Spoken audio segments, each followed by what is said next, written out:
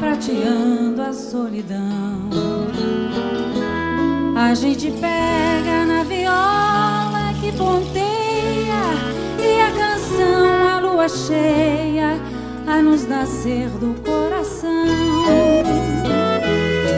Não há gente ou não, luar como esse do sertão.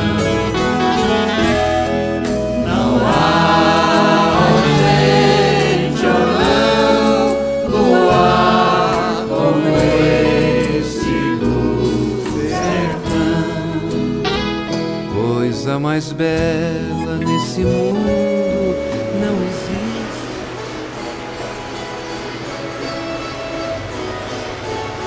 Ai, a roça! A roça é o lugar onde o coração descansa, onde as lembranças de criança, e onde não sei porquê, dá uma preguiça. O melhor de viver de roça é daqui, pra se fazer o que você gosta. Comer uma boa fruta, ter uma conversa madura, um carro ao pé do ouvido, ou matar e cuspir bandido. Olha, o mais engraçado que nossa é ver essas coisas que as pessoas da cidade fazem e vem jogando pra cá. Os aparelhos e deixar o povo doido. Celular, aí pode, aí não pode. E tem até um negocinho, mas às vezes tem estrela. A pessoa só se perde se acabar a bateria dele. Ó, o mais engraçado que tem lá na cidade que eles levam pra cá é um lugar de negócio chamado estresse. Olha, viu?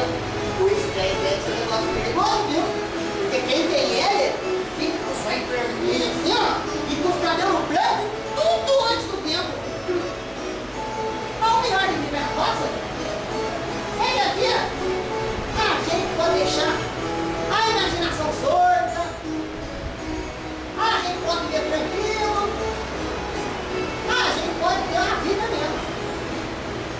Nossa, nem acredito que eu cheguei em casa. A corrida da cidade não dá pra fazer nada. É só estresse, estresse, estresse. Amém.